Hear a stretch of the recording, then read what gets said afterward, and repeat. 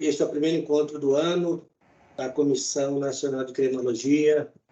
Mauro Souza, diretor-geral da agência e presidente da comissão, e ora se inaugura nesse novo ano. Um bom ano novo para todos, seja proveitoso, e aí gostaria que nós nos apresentássemos para que a gente inicie a discussão da nossa pauta do dia. Obrigado. Bom dia a todos. Eu sou José Luiz Baldino, sou diretor de Geologia e Produção Mineral Substituto aqui no Ministério de Minas e Energia. Estou nessa retomada da Comissão Permanente de Crenologia, desde essa retomada, juntamente aí com os nobres colegas aí, aprendendo cada dia mais. Bom dia a todos. Carlos Alberto Lância, presidente da Associação Brasileira da Indústria de Água Mineral e do Sindicato Nacional de Água Mineral. Feliz 2023 a todos e a todas, e que nós tenhamos nesse ano um excelente trabalho em prol do desenvolvimento da água mineral, da saúde pública e do bem-estar da população, gerando riqueza e produtos que tragam saudabilidade à população e com o máximo respeito ao meio ambiente, sem agredi-lo, trabalhando de forma conjunta com o meio ambiente. Bom dia, eu sou Petra Sanches, eu sou do Comitê Científico da BINAM e participo também como suplente já há muitos anos. Bom dia a todos, bom dia, doutor Mauro, prazer em conhecê-lo. Eu sou Marcos Untura Filho, eu sou de formação médico especialista em reumatologia e coluna vertebral, e a minha segunda especialidade é a hidrologia médica, Componho essa comissão, assim como todos, desde a nossa nomeação, se eu não me equivoco, em 2005. Quero desejar ao senhor uma excelente gestão, felicitá-lo pela nomeação, que Deus o acompanhe e que o senhor tenha um 2023 de muita saúde, Eu, na qualidade de médico hidrólogo, eu sou mais ou menos o patinho feio dessa comissão, porque eu atuo exclusivamente na área de medicina e na área de águas minero-medicinais.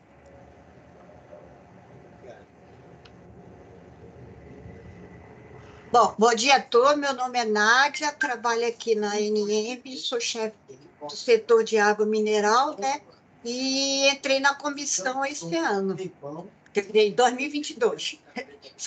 É o segundo ano. E bom ano para todo mundo, Que a gente comece com o pé direito, tá?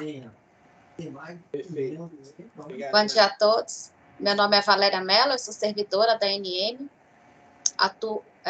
Atualmente estou como coordenadora de política regulatória. Eu venho participando da comissão como membro suplente da ANM desde 2014.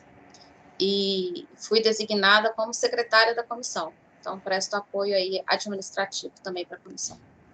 Bom, desejo a todos um ótimo trabalho. Obrigado, Valéria. Então, podemos iniciar, Meu nome é Marina, sou especialista em recursos minerais da carreira da ANM e atualmente estou como assessora do diretor Mauro.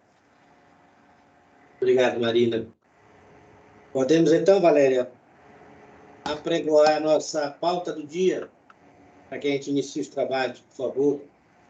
Desculpe aí que eu ainda não conheço bem a dinâmica, como é que é o desenvolvimento da atividade, mas eu acho que pode começar por isso,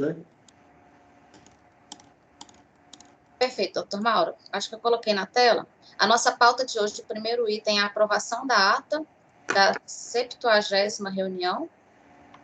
O item 2 é a definição da agenda de reuniões da CPC para o ano de 2023. Item 3, apresentação do tema padrão de qualidade de águas para balneário, que foi preparada pela doutora Petra. Item 4, apresentação do tema embalagens e meio ambiente, que foi preparado pelo doutor Carlos Lância. Perfeito, obrigado. Então, passemos ao primeiro item, que é a leitura e aprovação da ata. Certo. realizada no dia 3 de agosto. A ata ela foi registrada no processo SEI correspondente, está disponível aí para todos os membros que têm acesso, né? Todos nós, membros da comissão, temos acesso à caixa da CPC no SEI. Então, essa reunião realizada no dia 3 de agosto, já vejo aqui uma correção para a ata, tá? Vou corrigir. Ela foi presidida pelo diretor-geral Vitor Bica, contou com a presença dos membros titulares e suplentes Nádia Valéria, Carlos Lância, Petra Sanches, José Baldino e Marcos Untura. Como convidados estiveram presentes Ana Paula pela Anvisa, Luiz Adame pelo MME, Kiomar Oguino, chefe de gabinete da ANM, Rodrigo Amaral Lanfranchi, da fiscalização da ANM, Carlos Rodrigo de Oliveira, assessor de diretoria. Então, o presidente agradeceu a presença da doutora Ana Paula, que gentilmente aceitou o convite para participar da reunião da CPC, representando a GEGARI da Anvisa. O doutor Untura informou que esteve em contato com a doutora Cristiane Matos, do Ministério da Saúde, e propôs que ela seja convidada para uma próxima reunião da comissão. Luiz Adame informou que estava como ouvinte. O Carlos Lância convidou a ANM para proferir uma palestra no Congresso de Água Mineral. E Nádia e Valéria informaram que foi recebido na CPC uma demanda referente a um procedimento preparatório judicial. Então, a ata primeiro ponto de pauta, a ata da reunião anterior foi aprovada. O tema Vademecum das águas minerais brasileiras e panorama das águas envasadas foi apresentado pelo Dr. Marcos Untura. O tema Banco de Dados de Águas Minerais foi apresentado pela Nádia e pelo Rodrigo. E o tema Águas Oligominerais, ele não chegou a ser apresentado e foi sobrestado para uma futura reunião da comissão. A próxima reunião ela foi pré-agendada para o dia 5 de outubro e foi definido que ela seria realizada em formato híbrido durante o Congresso. E também foi definido que seria enviado ofício de convite para a Anvisa e para o Ministério da Saúde. Bom, essa é a ata. Aqui é que a gente tem que corrigir, né? Porque eu até questiono como que a gente registra na ata a presidência da CPC, porque na data da reunião nós tínhamos o diretor-geral anterior. E na data da assinatura, agora, nós temos o Dr. Mauro. Acredito que eu tenha que substituir aqui por Dr. Mauro, certo? Acho que a gente pode pedir que o Dr. Bica assine. Ele deve ter meios de assinar digitalmente, e aí reproduz um momento específico em que havia a presença dele. Então, no meu entendimento, a assunção do cargo no lugar dele não me legitima a aprovar o conteúdo que foi discutido naquele momento, tá? Então, aqui eu vou me abster de votar pela aprovação da ata, que não prejudica o quórum para sua aprovação, e a gente vê um meio, já, só para dar um exemplo, eu remostrei a posição de membro do Conselho de Administração da ANBPar, da empresa vinculada ao Ministério de Minas e Energia, para poder tomar posse aqui, e havia pelo menos 3 atas pendentes. Eu assinei a posteriori. Então, não vejo problemas que o Dr. Bica deve ter algum meio de assinatura digital, e aí a gente pode provocá-lo no segundo momento. Caso ele tenha dificuldade ou não possa, ou entenda que não é cabível, aí a gente encontra um meio de validar a ata sem maiores problemas. Tá? Pode ser assim? De acordo. O Baldino pediu a palavra. Por favor, Baldino. Só para manifestar concordância com o Dr. Mauro, até porque a reunião foi gravada, né? Tem a presença dele, né? Então eu acho importante isso, né? Que ele assine posteriormente, o Dr. Mauro, né, se isente nesse momento, se abstenha. Obrigado, Baldino. Então, como se posicionam os integrantes da comissão? Digo que também isso a gente tem feito eu participo do Conselho Fiscal da CPRM. Enquanto eu saí do Conselho, eu assinei posteriormente, sem problemas também. Então, dar acesso ao Dr. Bica em algum momento, para ele assinar. Perfeito. Todos de acordo? Inclusive com o conteúdo? Concordo. Então, está previamente aprovada a ata pendente a assinatura do Dr. Bica. E a correção do início do dia aqui, né? 23, só corrigir aí. Ah, perfeito. Eu tenho uma dúvida. Em relação, não houve reunião durante o Congresso. A gente só vai comentar isso nessa nova ata, né, Valéria?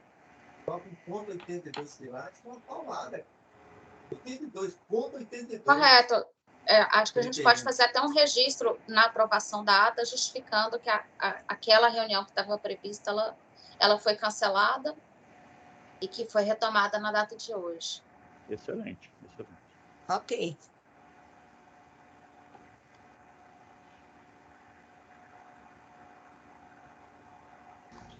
Valéria, por favor. Próximo item. O próximo item previsto na ata é a definição da agenda de reuniões da CPC para o ano de 2023. Nós estivemos até debatendo um pouquinho aqui antes do início da reunião para alinhamento de data, e nós propusemos termos reuniões trimestrais, reuniões ordinárias trimestrais, realizadas na segunda semana de cada mês. Então, as datas ficariam essas aqui. Nós teríamos... Ok. Sim? Não, desculpa. Nós teremos a primeira reunião hoje, dia 1º de fevereiro, a segunda reunião no dia 10 de maio, a terceira no dia 9 de agosto e a quarta no dia 8 de novembro, seguindo esse mesmo horário, de 10 às 12 horas. Caso necessário, de acordo aí com o regimento interno, os membros e o próprio presidente podem propor a realização de novas reuniões. Não está apresentado? Alguém tem alguma consideração a fazer? Não, perfeito. Eu tenho uma consideração em relação aos temas, né? Porque nos anos anteriores nós sempre definimos as datas e estabelecemos temas para debate em cada uma das reuniões, para já 1 ou 2 temas. Então, eu queria questionar se a gente já vai adotar essa mesma prática. Que eu tenho mapeado aqui de tema que ficou pendente de nova apresentação, é a apresentação do tema Águas Oligominerais pelo Dr. Marcos Untura, numa reunião para a qual a gente precisa convidar a Anvisa e o Ministério da Saúde. Então, o primeiro tema que eu sugiro em conclusão seria esse, de águas oligominerais.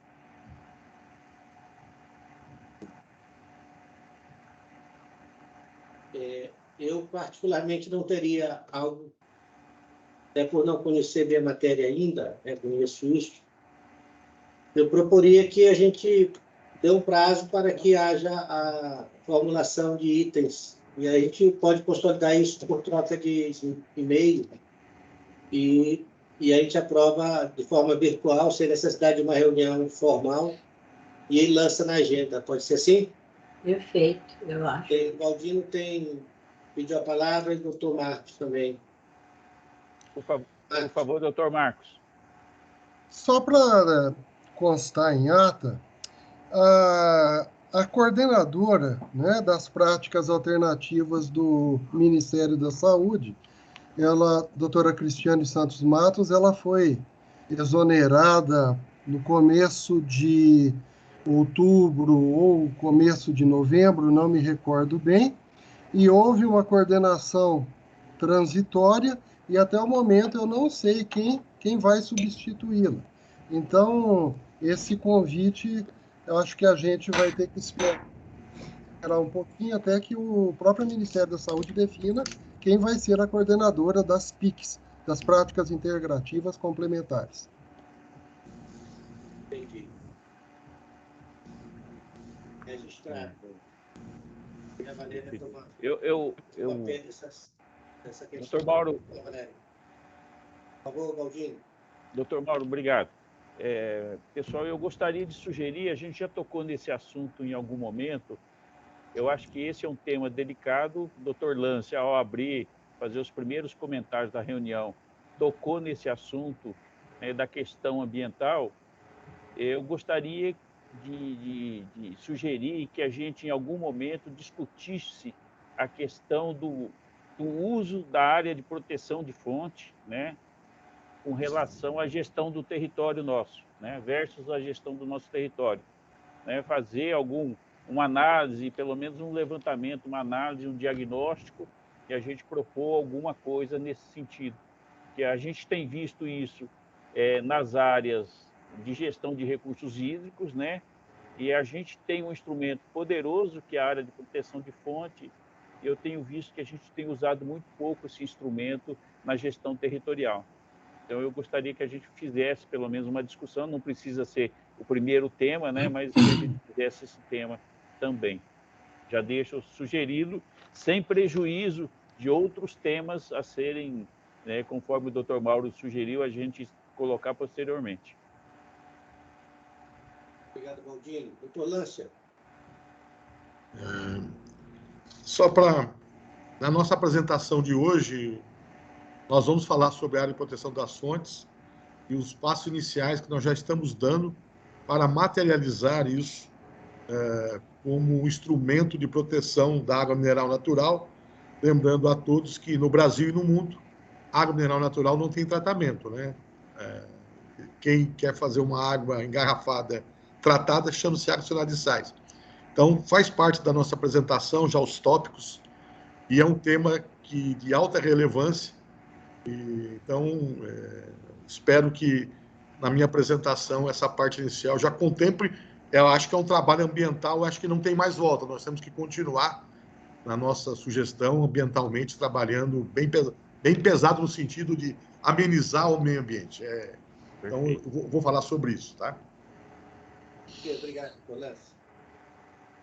Então, ficou a proposta de que nós fixemos uma data, um momento aí para que haja, por mensagem via correio eletrônico, centralizada na doutora Valéria, tá? Eu acho que um prazo aí de 15, 20 dias, ou até o final do mês, acho que poderia fixar, né? Até o final do mês, para que todos apresentem temas, e aí a gente consolida isso por esse veículo, e depois a gente divulga para todos e inclui para a agenda do ano. Pode ser assim, todos de acordo? Perfeito. Obrigado. De acordo. Doutora Valéria, então, a apresentação do tema é o número 3, agora a doutora Petra, estou pronunciando correto? Petra... Correto, doutor Mauro, Petra. Sánchez. Eu nasci na Espanha, mas vim pequenininha, sou brasileira já. Muito gosto. Certo, então vou projetar aqui a apresentação da doutora Petra. Tá bem. Fica à vontade, doutora Petra. A Valéria vai fazer a gentileza de ir passando as telas, né? Então, o que ficou determinado na última reunião é que eu faria um levantamento sobre os padrões de qualidade de águas recreacionais. E, na verdade, não são padrões, porque esses padrões ainda existem muitas incertezas com relação a qual seria o melhor. Então, eles falam sempre em critérios, né? Eu coloquei aí no final das referências bibliográficas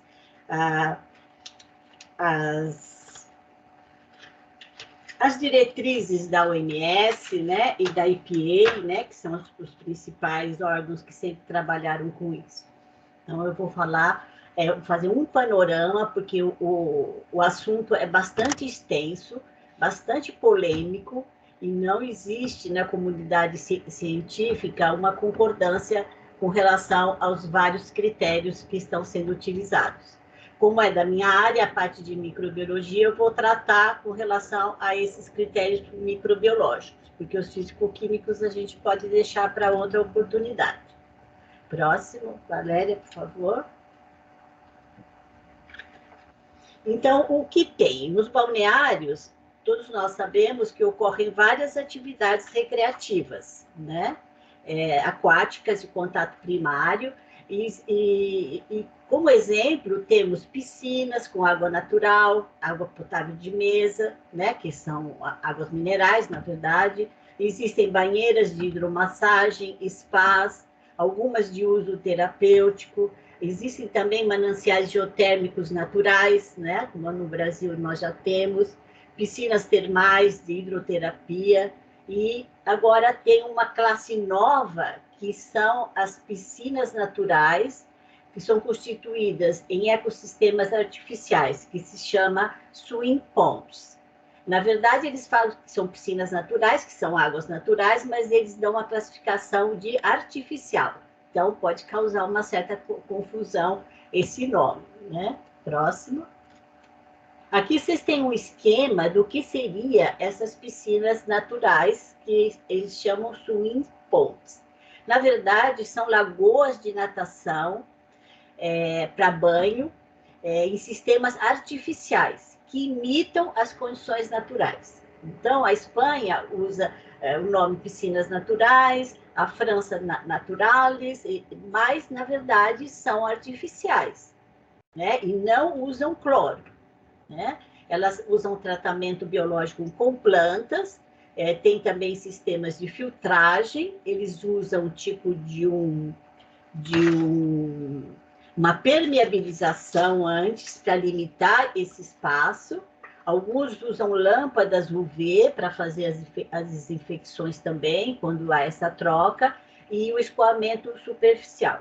Então, só para vocês terem uma ideia, já existem na Europa 20 mil piscinas desse tipo, né? Que são lagoas de natação. E aí vocês têm um esquema que dá para vocês terem uma ideia, né? Eu não conheço profundamente como é, mas o que eu consegui na literatura é isso, né? Então, são pequenas lagoas no meio, assim, de um ambiente natural, mas, na verdade, são sistemas artificiais. E não pode ser clorado, nem usar, assim, um produto químico. E é uma tendência hoje das pessoas procurarem esses locais. Então, devem ter tido muito sucesso, porque começou há pouco tempo e já existem 20 mil piscinas desse tipo na Europa. Próximo. E os parâmetros são parâmetros E. coli, heterococos, alguns usam pseudomonas, mas alguns cientistas discordam do uso da pseudomonas, porque é uma bactéria do meio ambiente natural. Então, não existe um consenso com relação aos parâmetros que devem ser incluídos nesse tipo de piscinas formadas por um ecossistema natural. Do ponto de vista de saúde pública, essas fontes que existem na maioria dos países são constituídas de águas minerais naturais e águas potáveis de mesa. Então, na verdade, elas todas são de excelente qualidade, tanto de ponto de vista microbiológico, físico-químico ou químico, né? Então, a qualidade microbiológica é excelente, porque é uma água mineral, o que é uma condição para ela ser classificada como água mineral, água natural, que aqui no Brasil é potável de mesa, e do ponto de vista de qualidade físico-química e química também.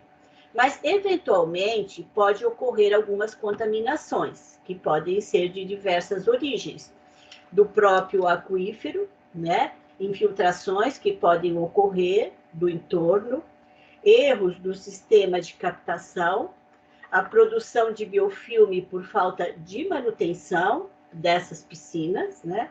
Águas de superfície também, devido ao design errado desses balneários, e dos próprios banhistas também, que aí entra toda a parte de educação dos banhistas, né? Tomar banho antes de frequentar essas piscinas, e além de presença de animais, né? Porque às vezes esses balneários em tempos de não férias, eles não são muito usados, e aí os animais se aproximam, inclusive para beber água, e acabam trazendo algum tipo de contaminação. né? Então, as águas, na verdade, são de excelente qualidade, melhor é impossível, só que podem ocorrer contaminações. Próximo. E existem, portanto, se essa água se a qualidade da água se deteriora, essas águas podem oferecer risco à saúde, né? Principalmente o público imunodeprimido, idosos e crianças, né? Que quando elas vão para esses balneários, elas não querem sair da água. Aí a imunidade baixa depois de um certo tempo, por isso que precisa ter uma orientação. Os balneários devem dar uma orientação de quanto tempo máximo as crianças podem permanecer, que já existem dados científicos com relação a isso, e também existe a possibilidade de ingestão, né? Eles dão todos esses dados. Eu não trouxe aqui porque estenderia muito e não eu vou passar o meu tempo para as outras apresentações que virão. Então, existem as principais doenças relacionadas com essas diversas atividades aquáticas são diarreia, erupções cutâneas, dermatites, conjuntivites, infecções do ouvido e doenças respiratórias. Essas são as principais, embora outras podem ocorrer também. Próximo. Então, quando nós vamos recomendar parâmetros, né, para fazer o controle, para ver se essas águas estão com uma boa qualidade, a gente não pode pensar só nos micro-organismos de origem fecal.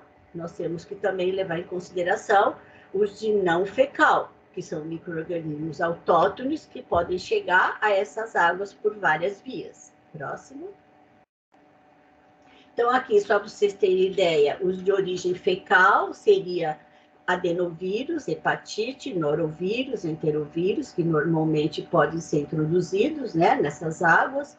E, com relação à bactéria, nós temos a Shigella e a E. coli O15A, que dá uma infecção muito grave, principalmente em crianças. E entre os protozoários nós temos a giardia e o criptosporídeo. Então, sempre pensar que quando se vai estabelecer algum critério, a gente tem que levar em consideração vários tipos de micro-organismos. Como nós não podemos pesquisar cada um desses, nós temos que usar indicadores, que é impossível ficar procurando giardia ou vírus, enterovírus, que é o vírus da polio, eco e coxsackie nessas águas, humanamente impossível. Então, se usa indicadores. Próximo. Aqui vocês têm exemplos de bactérias de origem não fecal, que devem preocupar e devem ter atenção também das autoridades, que é a Legionella, a Pseudomonas, a Mycobacterium, Staphyloaureus e Leptospiras, que aí é mais de origem animal, né? Através da urina do rato, e que eles podem estar ali no entorno desses balneários, acabam entrando nessas águas e eles, então, têm que ser monitorados, né? Entre o vírus, nós temos que considerar, esses são de origem não fecal. O outro que nós falamos é fecal. Aqui temos o papilomavírus e adenovírus.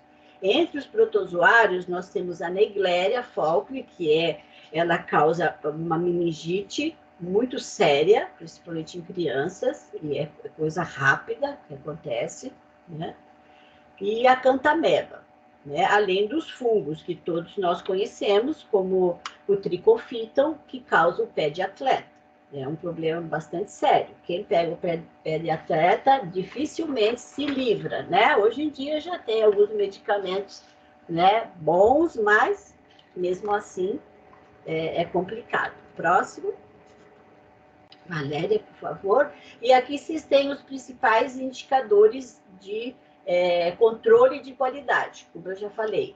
Se usa indicadores para você identificar eventuais patógenos que nós citamos nos slides anteriores, porque é humanamente impossível ficar pesquisando o agente que causa as doenças na população. Entre os indicadores de origem fecal, isso aí já existe um consenso, é o E. coli e o Enterococcus, né? Alguns países não usam mais E. coli, só usam Enterococcus. E os de origem não fecal, os estáfilos, e a legionela e a pseudomonas. E, mesmo assim, aí existe muita discordância entre vários cientistas de usar ou não esses indicadores. Próximo. Aqui, então, eu trouxe para vocês os critérios que a EPA usa, né, que é bem razoável. Eles usam enterococos e E. coli, essas recomendações são para água doce e a salgada, e eles ainda estão estudando. Então, como indicador, eles usam enterococos e o E. coli. E eles fazem 2 tipos de recomendações. Onde a estimativa de você adquirir a doença, por exemplo, entre 1.000 banhistas, seria de 36, né, pessoas que adquiriam alguma doença, aí junta a média geométrica. Então, você teria que ter um valor não superior a 35 unidades formadoras de colônias por 100 ml. Esse é o valor que eles recomendam para a recomendação 1. Para a recomendação 2, já seria a média geométrica de 30, né? E para o E. coli seria 126 coliformes, o limite máximo, e para 1.000, com relação à recomendação 2. Agora, eles introduziram aí um novo termo, né? Através de estatísticas, né? Que é o STV, Statistical Threshold Value, que é um valor estatístico limite, que deve ser usado sempre com a média geométrica. Então, vocês têm aqui um número limite para 35, que é a média geométrica, e esse valor limite estatístico de 130 unidades formadoras de colônia. Então, é uma coisa nova que eles introduziram agora. Nunca eu vi esse critério sendo utilizado pela EPA. Então, é uma novidade. E eles continuam ainda estudando. Com relação à E. coli, o número de unidades formadoras é mais tolerável, vai até 410. E para a recomendação 2, que seria uma água de melhor qualidade, assim dizendo, seria 100 E. coli e 320 nesse novo parâmetro o que eles estão utilizando, né? Então, isso é uma novidade e eles ainda estão estudando para ver se tornam isso padrão ou não. Por enquanto, são critérios, né, em termos de recomendação. Próximo. Com relação à legislação da Comunidade Europeia, existem 2 diretivas, que era a 76 que eu encontrei, né? 76-100 CEC, 11, e a 2006, que é a mais recente, que é a que está válida hoje, 7 CEC 12. E a classificação é baseada em percentis, quer dizer, em percentuais de 95% das amostras que foram colhidas devem manter esse limite de 500 unidades formadoras de colônia de E. coli por 100 ml. Aí ela seria de excelente qualidade. Já para você considerado uma água boa, esse número teria que ser entre 250 e 400. Vocês veem aí que não existe muito, assim, né? Como uma água excelente tem que ter 500, tem que ter mais do que uma boa. Então, existe ainda muita discussão. Então, são trabalhos científicos que eles pegam e usam para estabelecer esses critérios.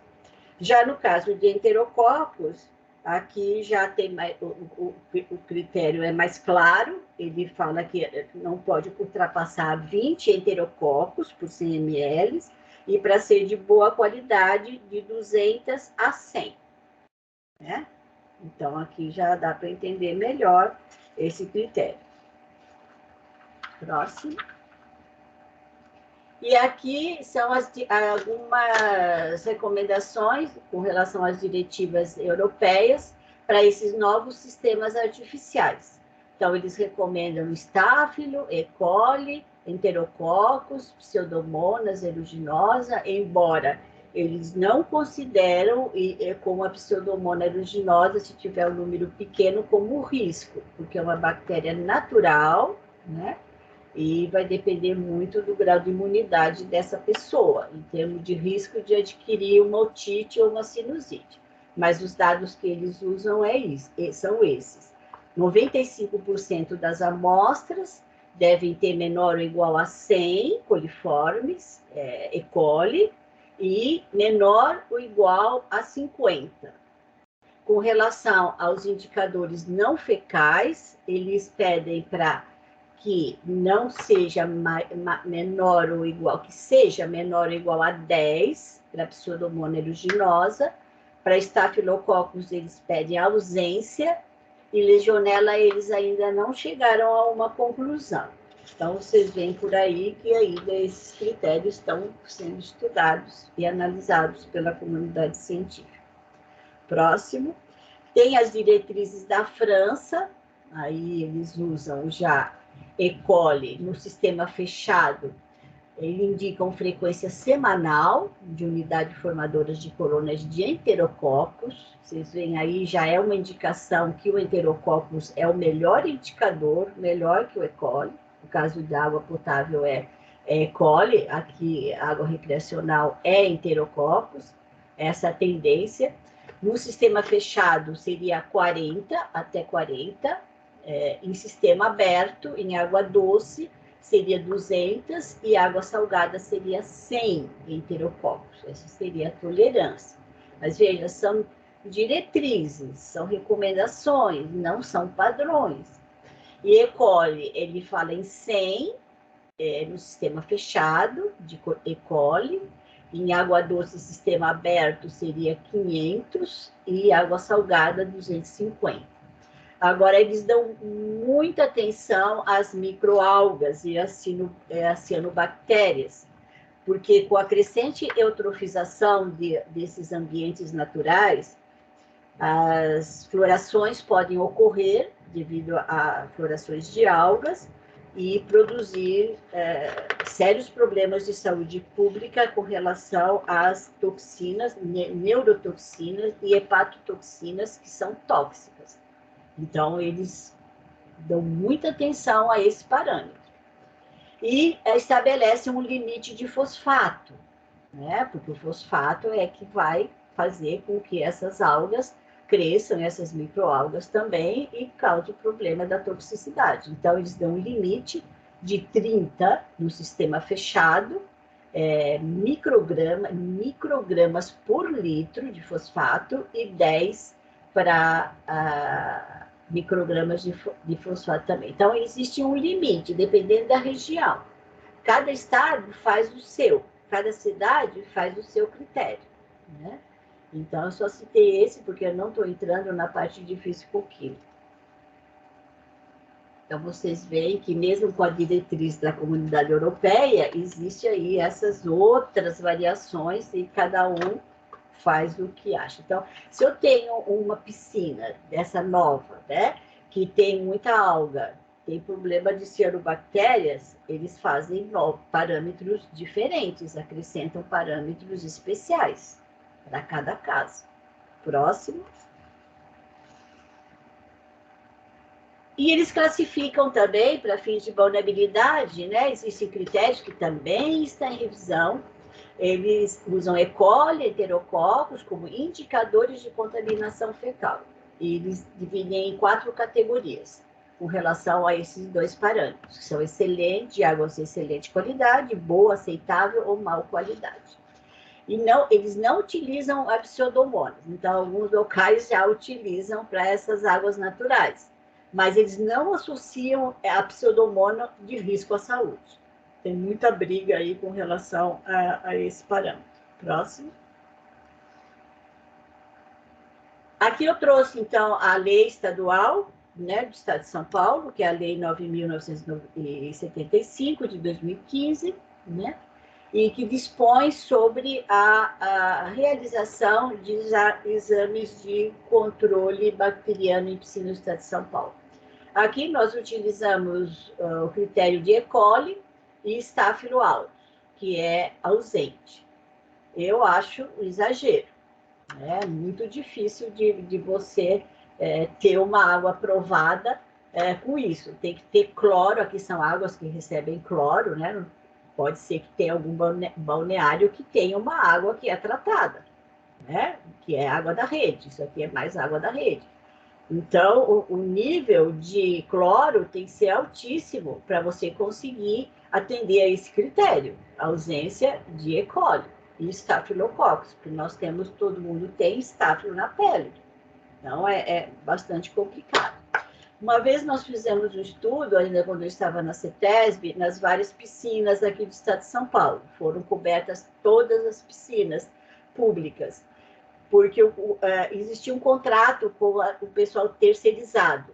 Então, esse pessoal terceirizado, na verdade, pegava o dinheiro das empresas, das piscinas, né, e não fazia o tratamento. Porque no levantamento que nós fizemos na época, 90% das águas deram mais que 200 ou 300 ou 400 E. coli.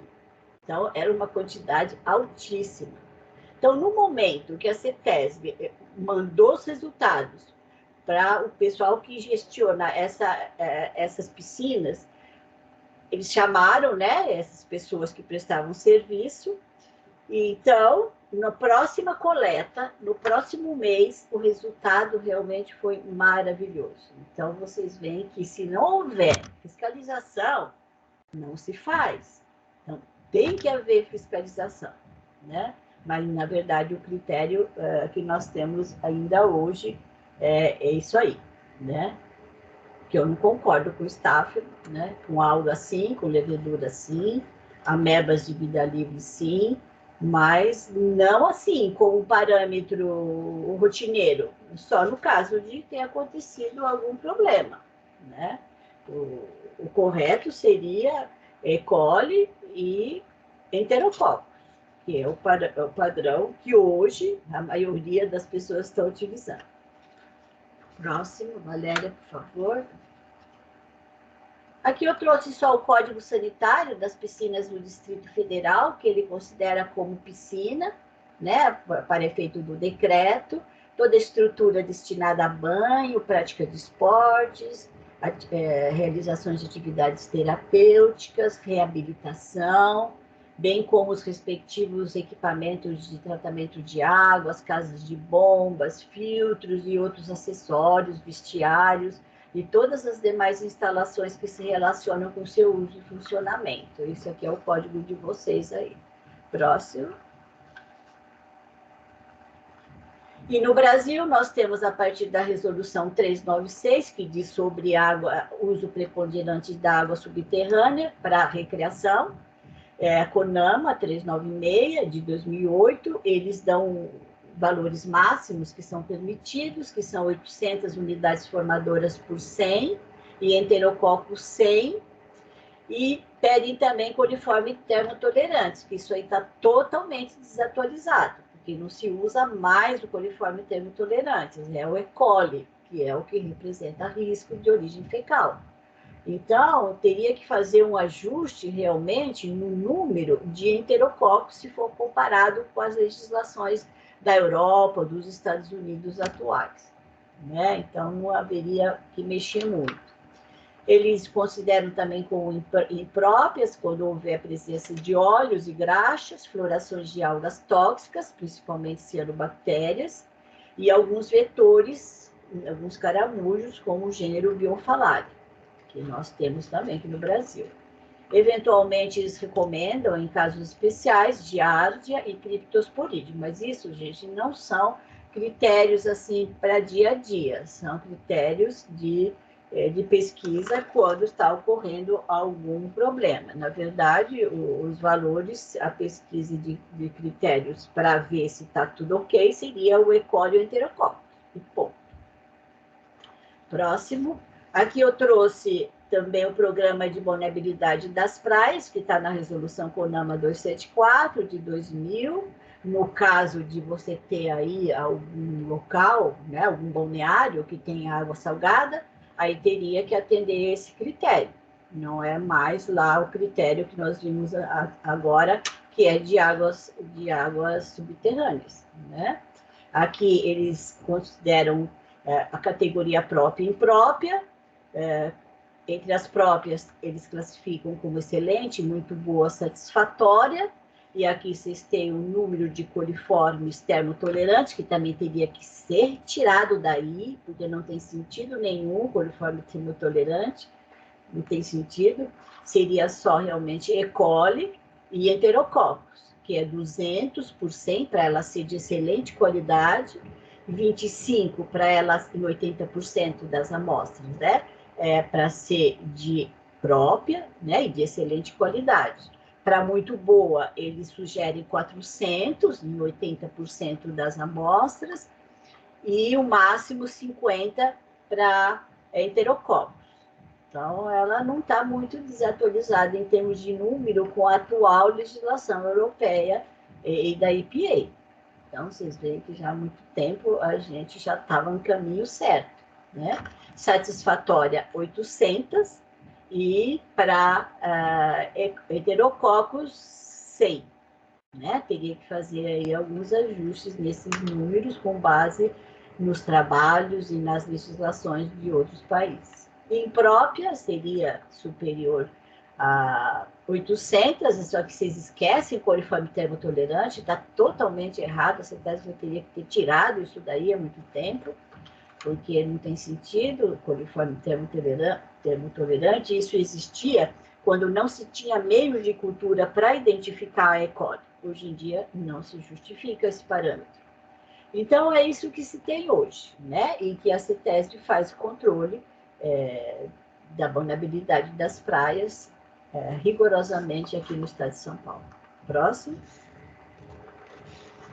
E aqui, para terminar, eu incluí os dois trabalhos, que aqui a tarja está em cima, né? Mas como vocês receberam, a Valéria, eu autorizei mandar para vocês aí, os dois manuais, os guias, né, sobre águas recreacionais, do meio ambiente de 2006, e a outra que é de 2021, né? 2021 que não aparece aqui, pelo menos no meu computador aqui está com uma tarja negra na frente, mas vocês têm aí para pesquisar, para ler, porque é muita diferença de critérios, né?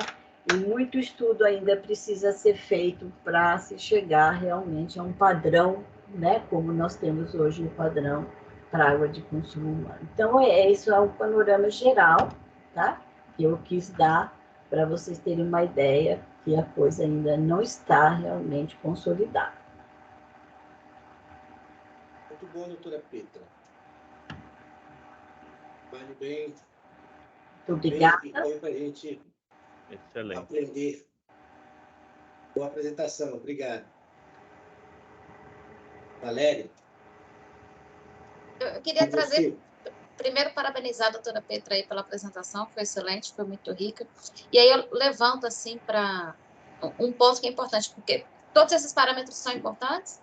A gente sente falta aqui na nossa atuação frente a balneários, falta de ter esses parâmetros definidos. E o que eu vejo, assim, que gera mais dúvida nos nossos trabalhos são os parâmetros químicos, especialmente aí os inorgânicos, que representam risco à saúde, que a gente não encontra muita referência na literatura, e também quem seria o órgão competente para fixar esse padrão de vulnerabilidade, né, para águas recreacionais, porque nós temos o papel de outorgar ou não uma fonte, considerando se ela atende ou não um padrão de qualidade. Mas entendo que não caberia à ANM estabelecer um padrão de qualidade para água recreacional.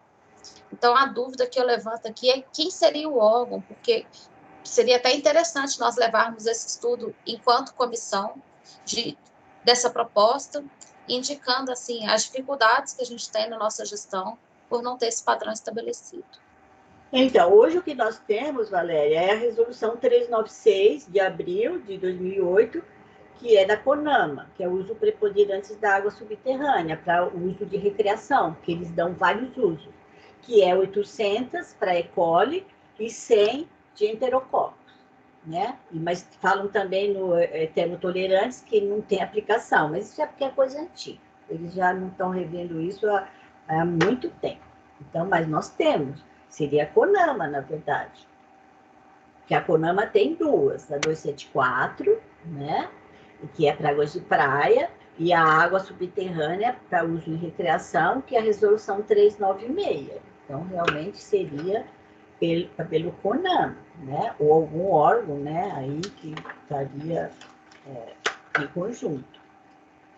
Então, o que temos? Tem dia já, seu? Como Petra, parabéns. Eu queria tirar uma dúvida. Nessa resolução do CONAMA, ela é específica a parte microbiológica. Na parte química, não, ela é físico-química também. Também? Ela dá todos os parâmetros. Não tem sentido. Não tem sentido. Porque quando nós fizemos aquela avaliação das termas romanas aí para vocês, eles usam todos aqueles critérios. Não tem sentido nenhum. A Europa e os Estados Unidos usam 4 parâmetros. 4 parâmetros só. A não ser que você tenha uma fonte de água que tenha algum composto químico perigoso. Então, obviamente, aí esse critério iria ser incluído naquele balneário, devido à água que tem, seria o arsênio, que tem alguma coisa perigosa. Mas não para todos. Tem sentido você fazer um parâmetro que não existe naquela água? Não tem sentido. Vocês lembram que naquela das termas romanas deu uma quantidade alta de sódio, né? E por aquele critério ela teria que ser condenada, e não tem sentido, porque o sal em balneabilidade é bom, né? Que ele impede os outros micro-organismos. Então, ninguém usa todos os critérios físico-químicos que são usados para potabilidade, mas estão na CONAMA. Infelizmente, está na CONAMA. Então, isso aí precisa ser... preferiu segurar. Ok. Tem como vocês fazerem Tem uma prazo, produção... 60 dias. Consumo. Ok. A gente teria que conversar, né, com o pessoal lá para... Não é desculpa. Isso aí é uma... para trocar ideia e até, sei lá, convidar futuramente para a gente poder, né, analisar melhor e sensibilizar eles para atualizar a legislação deles. Com certeza. Perfeito. O lance está com a mão levantando. Bem, perfeito. Antes dele, eu vou só fazer uma intervenção bem rápida a propósito da consideração que a Valéria fez, que eu acho bem pertinente, e que é a quem cabe fazer esse tipo de análise ou de definição de parâmetros, né? A doutora Petra mencionou uma resolução do CONAMA. É a 396. Ainda assim, cabe a discussão se é o CONAMA realmente competente para. Exato. Acho que é uma discussão que está em aberto, que a gente precisa refletir, trazer outros atores aí que podem contribuir para uma reflexão mais assertiva quanto a quem cabe trabalhar esses aspectos. Mas foi bem ponderado, Valério. Doutor Lância. É uma colocação, né, após essa excelente explanação da doutora Petra, que em função da parte ambiental não cuidada adequadamente, vamos assim dizer, né, já existem uns outros contaminantes que a legislação nem contempla e está muito forte e presente, que é chamado de contaminantes emergentes. São aqueles que quando nós fazemos a ingesta de qualquer remédio, né, um deles, né, e acaba não tendo o saneamento básico adequado, ele volta para o meio ambiente e volta para possível consumo desses contaminantes que é chamado de emergentes. É um assunto muito importante, né? E nós, pelo que nós temos até hoje, eu acho que a competência é do Ministério da Saúde, né? Definir esses parâmetros. Pelo menos foi assim no passado. Essa é a colocação que eu faço, e a importância da água mineral naquilo que o doutor Baldido falou, ter área de proteção das fontes, que vai evitar tudo isso. os contaminantes, não importa se é emergente, se é o inorgânico, se é o orgânico, enfim. Então, a importância da água mineral nas áreas de proteção das fontes. É esse o comentário que eu gostaria de acrescentar. Perfeito. Obrigado, doutor Marcos. Obrigado, doutor Lance. Reforçando um pouco essas considerações do Dr. Lance, realmente isso é uma coisa preocupante. Nós tivemos notícias no final de novembro de um professor da Unifesp que está fazendo um levantamento junto à Anvisa de todos os medicamentos vendidos em território nacional, quantos eles seriam utilizados por essa pessoa, quantos que são vencidos e são devolvidos às farmácias, e eles tentam incluir aí, tentando estimar uma quantidade de medicamentos que são jogados no vaso sanitário e aí esses medicamentos vão para água de rua, para água potável, a água de rede. Então, esse é um estudo que mais ou menos vai sair entre junho e julho, e nós vamos ter uma noção, né, de quanto disso vai para a água. Isso é um estudo que está sendo feito no estado de São Paulo inicialmente, e posteriormente servirá de base para todo o país. Então, eu acho bastante oportuna essa consideração que o Dr. Lance fez.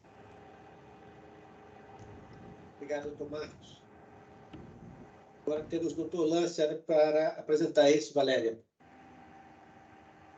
Certo, o próximo ponto de pauta é a apresentação do Dr. Lance sobre embalagens e meio ambiente.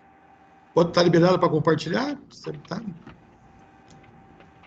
Vamos à aula magna do doutor Lance. Deixa eu vincular.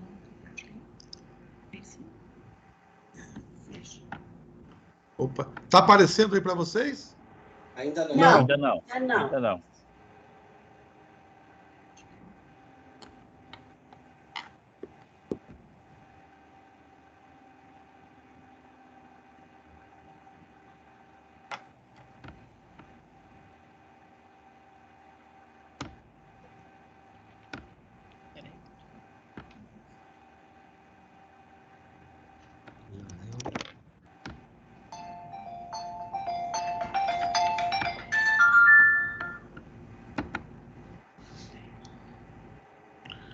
Foi agora?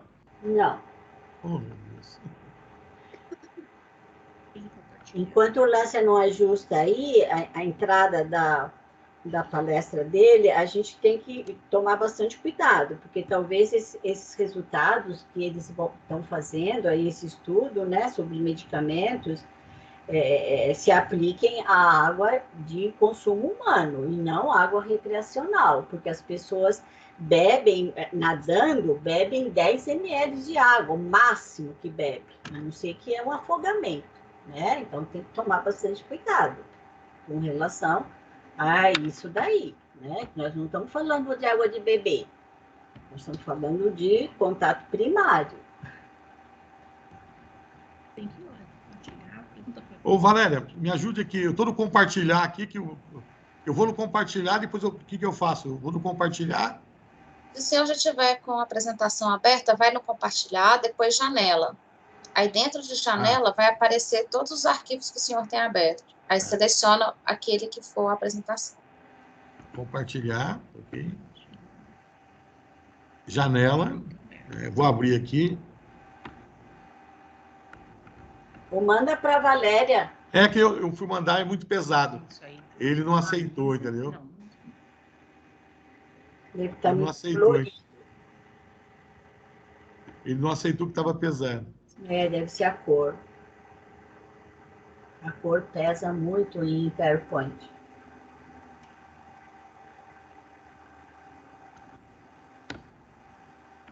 Não tá, não Veio tá... uma projeção, mas foi outra coisa. Não, eu estou aqui, ó, no compartilhar, eu estou com o arquivo aqui.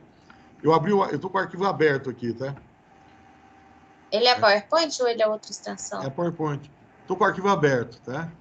Eu vou aqui no compartilhar, ó. Mostardias e comando, Mostardias.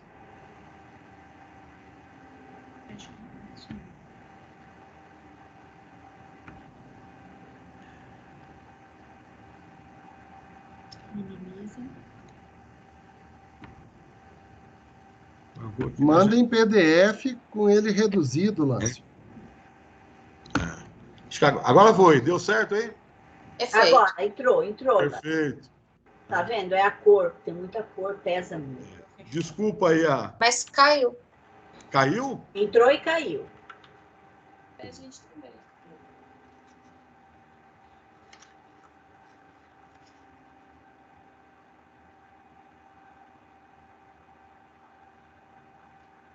Agora, ok?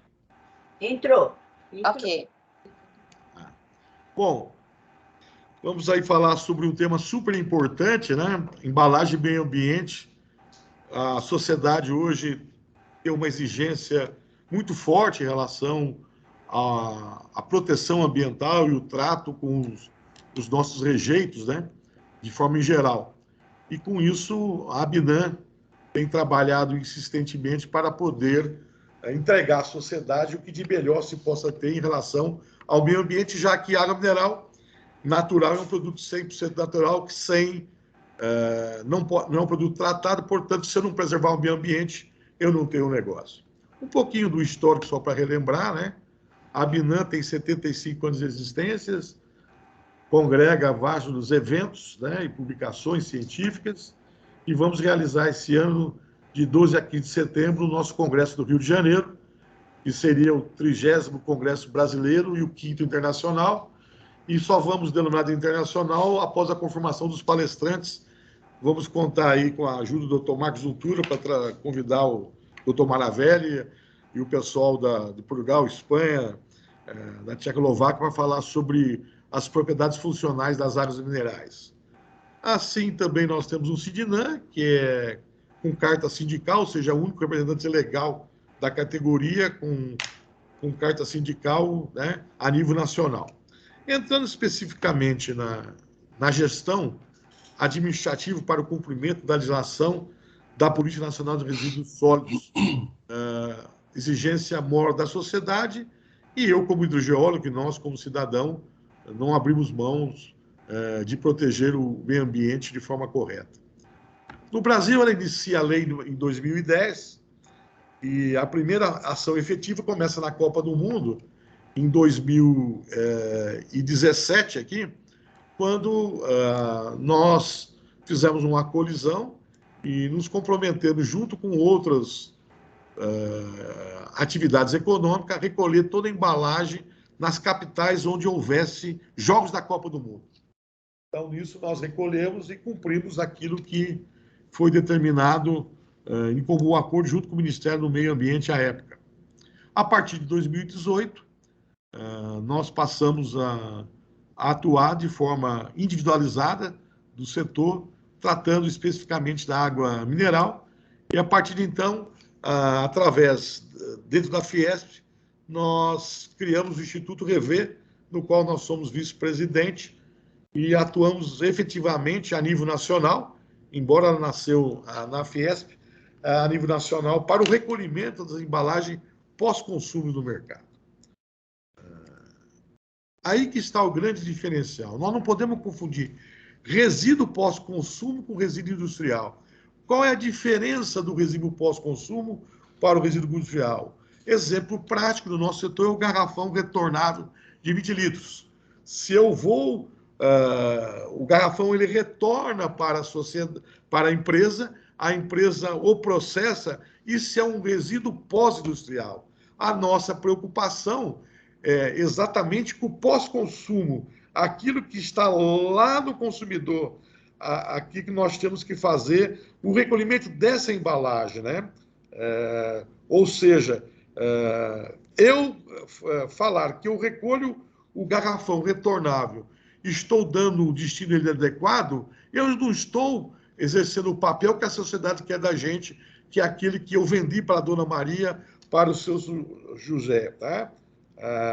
Então, é importantíssimo entender que o trabalho nosso está, além do garrafão, que 98% dele é reutilizado, nós estamos no resíduo pós-consumo trabalhando em cima dele.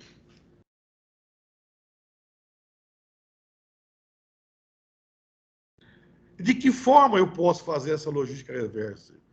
Eu posso fazer ponto de entrega voluntária, é aquilo que vocês veem na Europa, você chega lá na Alemanha ou na França, você chega com uma garrafinha lá, coloca numa máquina, e essa máquina acaba absorvendo aquele tipo de embalagem e dando um cupomzinho para você ter um valor daquela embalagem no consumo que você vai ter naquele estabelecimento, né? É um sistema muito caro, no qual você tem que distribuir um número excessivo de equipamentos, né? E você não consegue quantificar corretamente o que você retirou de embalagem baseado naquela marca, naquela empresa que colocou. Nós optamos pela compensação ambiental. Está em verde aqui na apresentação, que vem a ser através da comprovação do sistema blockchain de toda a cadeia, ou seja, a empresa colocou o produto no mercado, ela sabe aonde destinou, ela faz o recolhimento e, através de migração e destino dessa embalagem de forma correta, eu tenho todo o controle. Então, a compensação ambiental está aqui nesse desenho, né?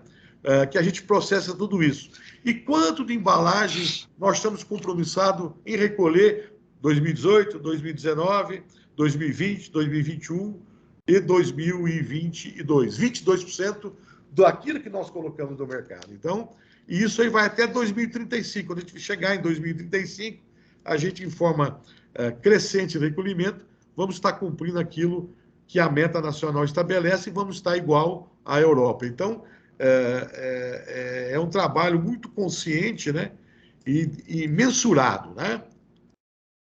Aqui você tem, nesse crédito, toda a cadeia. Eu tenho aqui, vocês podem ver o consumidor, eu tenho a coleta, eu tenho o rastreamento da certificação, eu tenho o reciclador, eu tenho a triagem, eu tenho a associação, que no caso é a nossa, que faz esse papel, né? E com isso eu consigo monitorar, mensurar e rastrear e fazer toda a triagem do setor, né?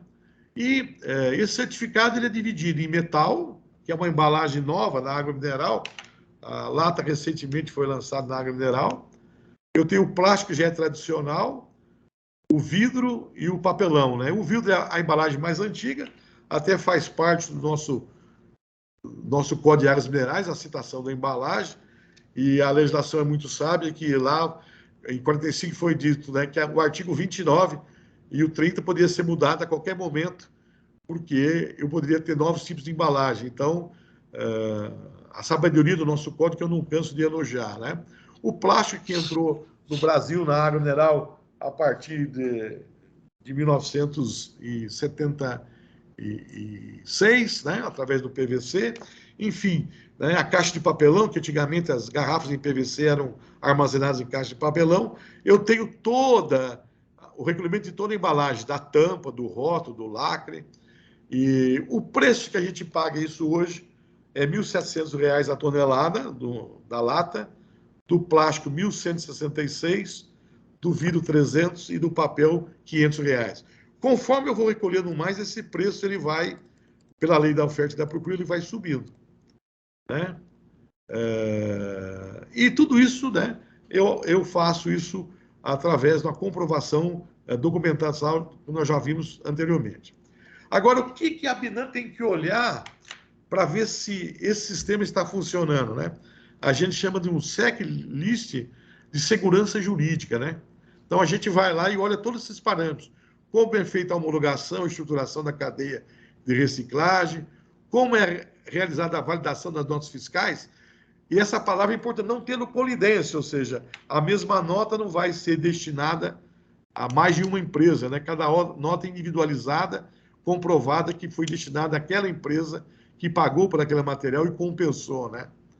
Através de acordos feitos com órgãos reguladores, nós temos 2 estados da federação que você não renova mais a licença ambiental se você não tiver recolhendo as embalagens no mercado. É o estado de São Paulo e o estado do Mato Grosso do Sul. Então, nós podemos falar com o peito cheio que nesses dois estados eu não consigo mais renovar minha licença, que no caso do estado de São Paulo é trianual, se eu não tiver cumprido isso aqui que nós estamos demonstrando aqui, né? E a gente continua fazendo essa checagem jurídica, olhando se essas empresas que participam dessa cadeia como estão todas regulares perante os órgãos estaduais, os órgãos federais e municipais de gestão ambiental, né? Como eu mencionei aqui já anteriormente, né, a CETESB, né, é a entidade mais atuante hoje, junto com o Mato Grosso do Sul. E toda essa verificação jurídica, a Binan checa de todos os institutos existentes, né? E o cálculo é feito, não é por unidade colocada no mercado, é por massa. Quantas toneladas eu coloco no mercado? Ou seja, não é unidade. Então, por isso é importante, com as novas tecnologias, a redução do peso das garrafas. Vocês devem observar, todo mundo observar, que as garrafas estão ficando mais leves, né? E até algumas com certa reclamação do consumidor em relação ao transbordamento da água, a fuga da água, se ela não estiver projetada corretamente, né? E não tiver estruturada corretamente. E com isso, né? A rotulagem passa a ser um ponto importante. Como assim a rotulagem passa a ser importante?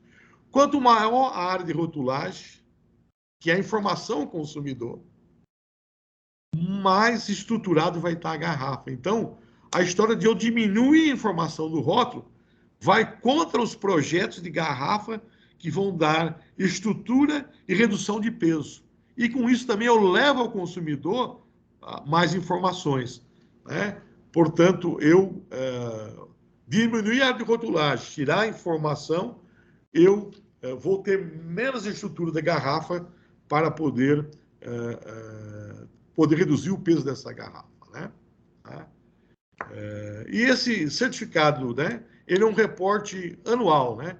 Ele pode ser feito via entidade e pode ser feito pela empresa individualmente. Nada impede que a empresa faça individualmente. Só que o custo aí passa a ser um custo muito desigual, né? Você não consegue. O que nós temos de concreto? Apenas 63 marcas das 403 associadas da Binan estão praticando o que determina a legislação. E a resposta disso é simples para isso, né? Só o estado de São Paulo e o estado do Mato Grosso do Sul exige a renovação da licença ambiental. Eu estou praticando a Política Nacional de Resíduos Sólidos, o recolhimento da embalagem pós-consumo. A partir de que mais estados passarem a exigir, esse número aumenta. Infelizmente, o Brasil, né, tem-se o hábito de só começar a cumprir as tarefas após ter uma exigência legal e essa exigência ser um empecilho até para ele continuar com a atividade econômica dele.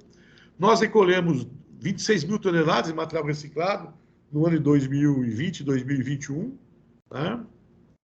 Está aqui a quantidade de material que foi metal, que foi papel, que foi plástico, o que foi vidro. É um número ainda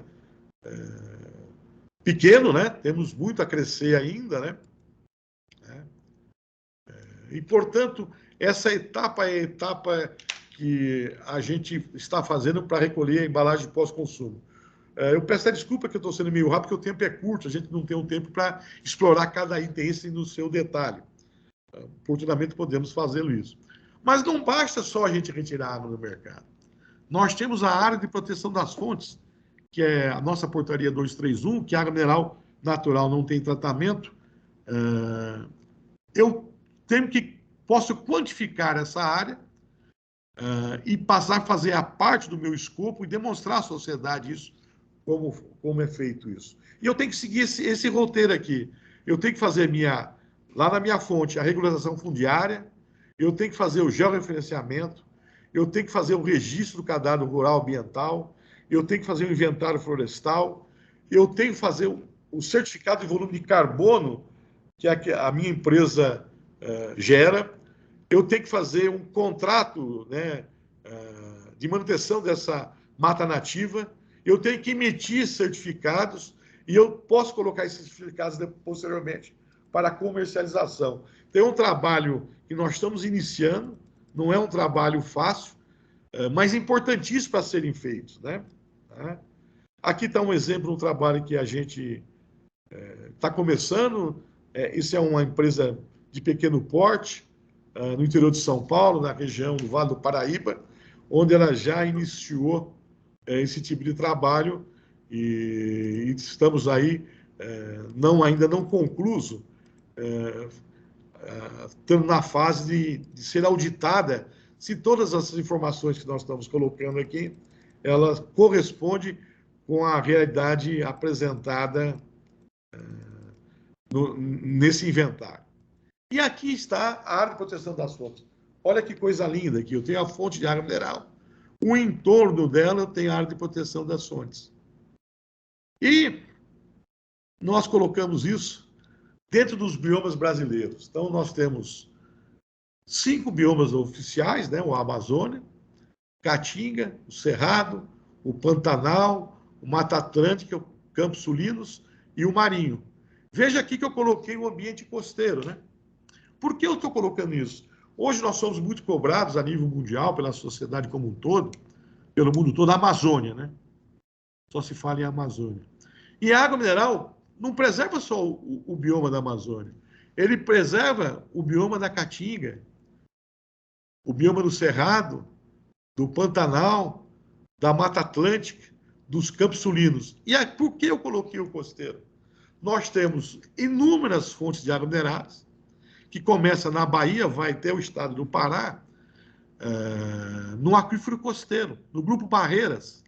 Então, eu tenho várias áreas do Grupo Barreiras, da mata, que não é Caatinga, não é Cerrado, não é Amazonas, é costeiro, embora na classificação oficial ele não tenha, preservando essa área de proteção das fontes. Então, se eu não preservar isso, esses biomas, eu não tenho água mineral. Então, a água mineral vai além da Amazônia. A água mineral natural, ela vai além da Amazônia. Ou seja, eu preservo todos os biomas. Então, a água mineral lá no Rio Grande do Sul, lá nos Pampas Gaúchos, lá, eu vou lá preservando. Aqui na Mata Atlântica, no estado de São Paulo, na Serra da Mantiqueira, no centro-oeste do Cerrado, no Pantanal, né? No Mato Grosso do Sul, Goiás, Tocantins, né? Na Caatinga, né? Do Nordeste, né? Então, olha a importância da água mineral, né, doutor Baldino? Como o senhor falou, a área de proteção das fontes é a gente mapear, quantificar e mostrar para a sociedade a importância da água mineral, né? E como é que nós estamos conseguindo isso? É papo furado? Não. Através de uma auditoria de conciliação. Como é que está sendo feita essa auditoria de conciliação? Nós passamos a implantar uma novidade a nível nacional, o selo ambiental, né, sanitário e fiscal das águas minerais. Então, em vários estados da federação, nós já temos a implantação do selo. Quando eu coloco um selo, quer seja um físico ou digital, na embalagem de água mineral, eu passei a ter o controle da unidade. Eu sei quanta unidade ele colocou no mercado. E eu checo isso, que vai ter que bater com o RAL, com o relatório anual de lavra. Então, usando aquele comercial de antigamente, a garantia Soujô, a garantia do Soujô, nós temos aqui documentalmente fazendo isso, né? E olha aqui o resultado disso, né? Então, eu tenho os estados de São Paulo, né? Bahia, Santa Catarina, Ceará, Alagoas, Mato Grosso, Paraíba, Rio Grande do Norte, Sergipe, Rondônia, Pará, Maranhão, com a implantação do selo fiscal, ambiental e sanitário. E olha o que aconteceu com a arrecadação. Olha aqui, ó. A arrecadação nossa aumentou em 29,96% e o faturamento do setor 32,97% este ano em relação ao ano passado. E o estado aqui, né, de maior arrecadação é o estado de São Paulo, onde foi implantado o selo físico dos garrafões retornáveis de 10 a 20 litros. Então, hoje eu posso dizer, de peito estufado, que no estado de São Paulo não existe nenhuma água mineral natural, sem que ela esteja 100% regularizado com o meio ambiente. Eu não consigo adquirir o selo ambiental, sanitário e fiscal se eu não estiver cumprindo a Política Nacional de Resíduos Sólidos. Eu não consigo operar se eu não tiver com a licença sanitária em dia. E eu não consigo comercializar se eu não tiver com o KNAI correto da empresa. E isso que só entramos no garrafão retornado. A partir de janeiro de 2024, está prevista entrar na embalagem descartável. Então, São Paulo, né, é uma maior arrecadação, né, da CEFEM, o maior faturamento do setor, e disparado, por isso que ele é disparado em relação aos demais estados, né? Então, como eu falei anteriormente, né, a garantia quem está me dando, quem é a garantia, a conciliação? Está aqui, ó, o selo ambiental, sanitário, fiscal de procedência. Eu consigo controlar isso. E podemos evoluir nisso, fazendo, se for de interesse da agência, um convênio da agência com a Secretaria Estadual para ter esses arquivos conciliados. É algo que a gente pretende propor isso para a Agência Nacional aqui no Brasil como um todo, aquelas que tiverem interesse nos estados já implantados. E olha aqui a evolução do setor da CEFEM. Lembrando que em 2017 a CEFEM caiu de 2% para 1%. Né? Ou seja, nós recolhemos 40 milhões de reais. Em 2021, em 4 anos, voltamos ao patamar dos 40, e em 2022 já estamos com 51 milhões de reais recolhidos. Né? Ou seja, quando eu implantar nas embalagens descartáveis, né, nós devemos, hoje somos a 6ª substância mineral, 7ª, depende a época do ano que você faz a apuração, devemos ficar entre as 4 primeiras, né, substâncias minerais. Né? E olha o faturamento do setor, né? Ou seja, o setor cresce 2 dígitos. Né? Olha o faturamento do setor, eu venho 2017, 2018, 2019, aí na pandemia eu tenho uma pequenininha queda, né? Na pandemia, ela já salta novamente e agora ela volta a passos largos para isso. E vamos continuar crescendo 2 dígitos para o ano de 2023. Então, o nosso setor ele está bem monitorado, bem legalizado e bem regulamentado. Né? Nós não podemos perder essa regulamentação. E as propagandas que nós temos feito, a última feita, propaganda, que a gente tem feito e divulgado isso para a sociedade.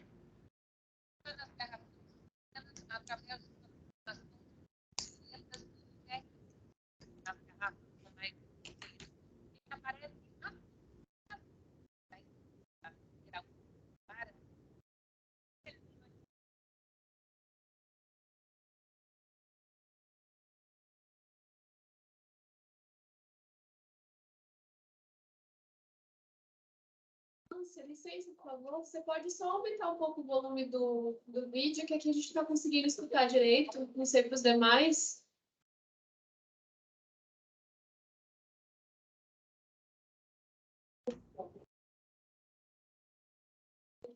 Vocês nos escutam?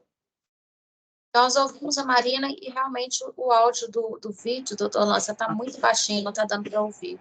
O vídeo não aparece.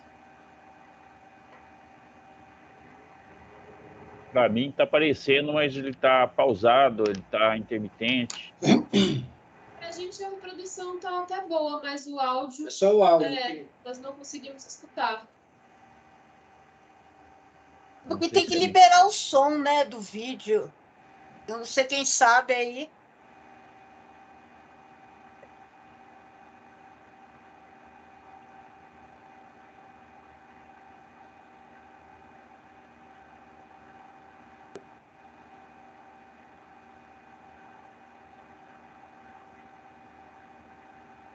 Acredito que o doutor Lância pode não estar nos ouvindo. Estou desconfiando. Parece... Então, bom, você escuta? parece... Alô? Vocês não estavam ouvindo o áudio, é isso? Não. É. Não.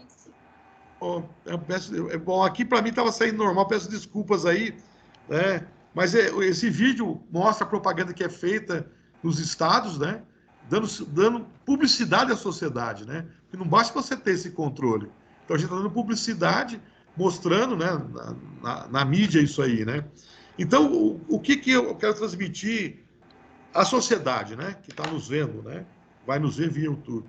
O setor de água mineral natural tem um comprometimento ambiental firmado através de ações concretas. Não são ações para inglês ver, né? Através de um controle e monitoramento.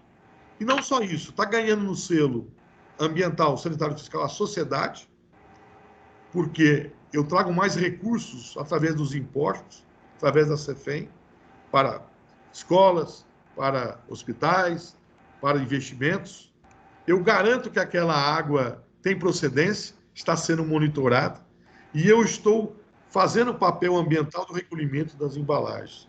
Então, esse compromisso ambiental nosso, e nós estamos no primeiro piloto da certificação da área de proteção das fontes, que nós já estamos com auditoria para comprovar se aqueles documentos que são exigidos por lei, para a gente possa, doutor Mauro, em cada fonte dessa, dizer esta fonte, no bioma X, ele preserva tanto daquele bioma, ou seja, porque água mineral não pode ser tratada. Quem quiser tratar água mineral, ele tem um produto na liberdade econômica chamado água adicionada de sais. Ele vai lá e faz água adicionada de sais. Quem quer trabalhar com água mineral tem que respeitar o meio ambiente, tem que proteger o meio ambiente, tem que trazer para a sociedade esse compromisso com a sociedade.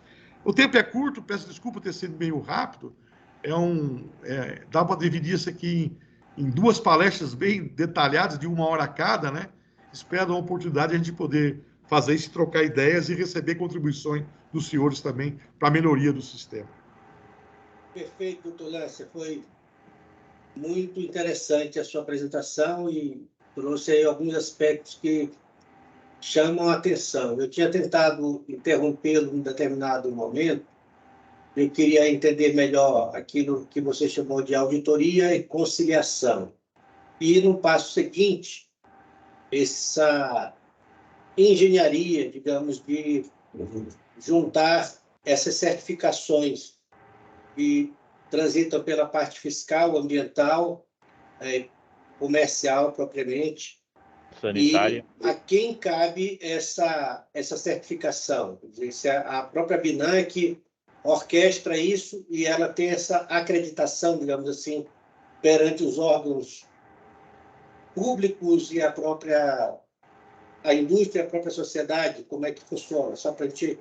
Porque eu estou pretendendo, doutor Lância, num segundo momento, deixá-la à vontade para te marcar aqui com a nossa área, para entender conhecer esse projeto, que é bem interessante, e o pessoal da arrecadação, para ver se a gente extrai aí essa inteligência para aplicar em alguma medida aqui em outras áreas aqui da agência. Vai ser muito bem-vinda. Muito obrigado pela pergunta, muito inteligente. E o que nós estamos fazendo para dar legitimidade? A gente faz uma lei estadual. Então, aqui no estado de São Paulo foi feita uma lei aprovada, sancionada pelo governador e regulamentada. E nesta lei, eu só vou poder adquirir este selo ambiental, sanitário e fiscal se eu estiver cumprindo o que a legislação municipal, estadual e federal determina. Então, o primeiro ponto, o CNAE. Então, o CNAE da água envasada. Vou dar um dado aqui, né? No determinado estado, né, sem citar qual estado, 40% das águas minerais estavam com CNAE de mineral não metálico. Muito, né? O que significa isso? Significa que não aparecia para o Estado a substituição tributária, o recolhimento da substituição tributária. Então, a primeira coisa que ele teve que fazer foi colocar o CNAE em dia.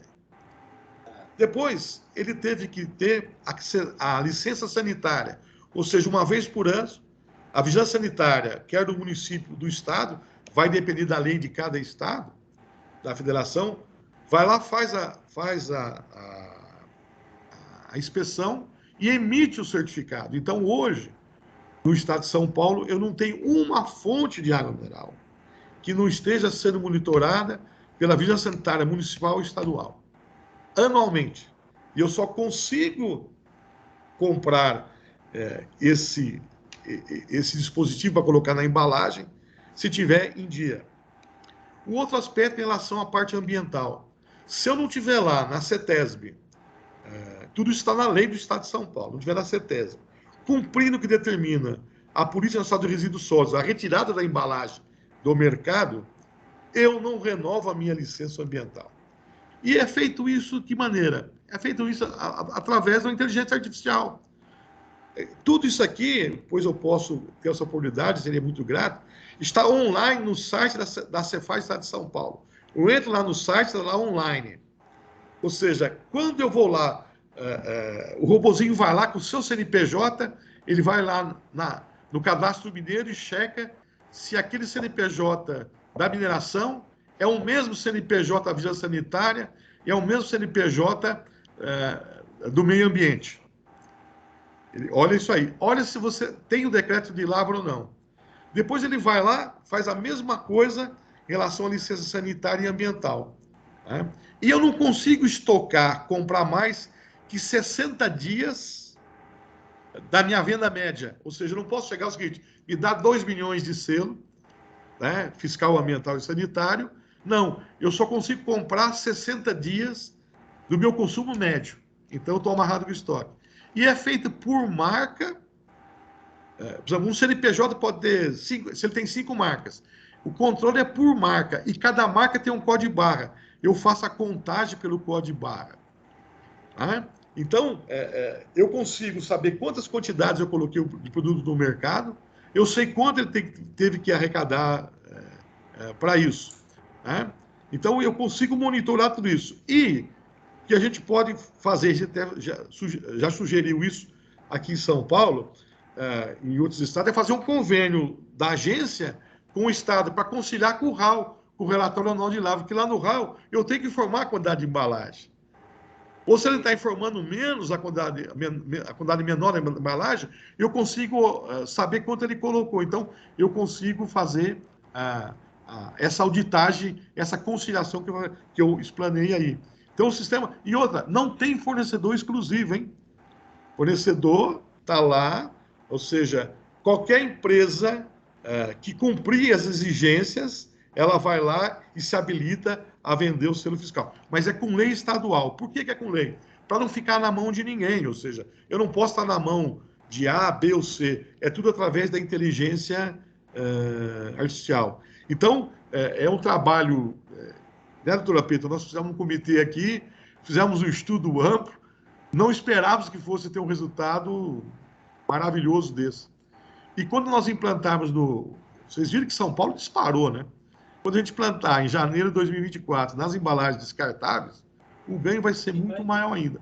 Então, se tiver a oportunidade, a gente apresenta aí, e os senhores vão poder ver tudo online. Não está na mão da Binan isso, está online. Está tudo... Eu respondi a pergunta do senhor? Deu para entender? Doutor Lância, eu vou pedir depois para o nosso superintendente da área de arrecadação e fiscalização para fazer um contato e marcar uma apresentação mais detalhada, com mais tempo, para a gente conhecer. Por enquanto, você falou São Paulo, onde é que já está implantado? Goiás? Eu tenho o estado que nós temos implementado. Eu tenho no Maranhão, no Ceará, no Rio Grande do Norte, na Paraíba, na Bahia, São Paulo, Goiás. Nós estamos em 14 estados no garrafão. E no descartável, apenas 3 estados no descartável, que é Tocantins, que é Goiás, é um estado que está implementado, Pernambuco, é outro estado que está implementado, e Alagoas. Ceará começa no descartável a partir de 1º de abril, né? Vamos botar 2 de abril, começa a implantação no Ceará. Nos testes realizados das embalagens descartáveis, nós convidamos a Agência Nacional de Mineração do Ceará para acompanhar os testes lá. Sim. E o pessoal foi, esteve presente, a equipe lá do Ceará acompanhou os testes piloto para a implantação do selo fiscal eletrônico do Estado do Ceará. Então, quando há os testes pilotos, a gente convida a agência para estar presente e acompanhar, ver como funciona. Tá? E o Ceará esteve presente com 3 colaboradores da Agência Nacional de Mineração presente lá, foi recente agora em janeiro. Tá? Mas a gente vai aí pessoalmente e apresenta. Essa apresentação nós fizemos aí no Ministério das Minas e Energia. Tá. Fizemos aí essa apresentação. Vamos fazer aqui com a galera aqui da arrecadação e a turma que cuida de água aqui, para a gente entender bem e ver se a gente absorve um pouco dessa inteligência aí que foi desenvolvida por vocês. Parabéns pelo trabalho. Obrigado. Alguém tem alguma consideração a fazer?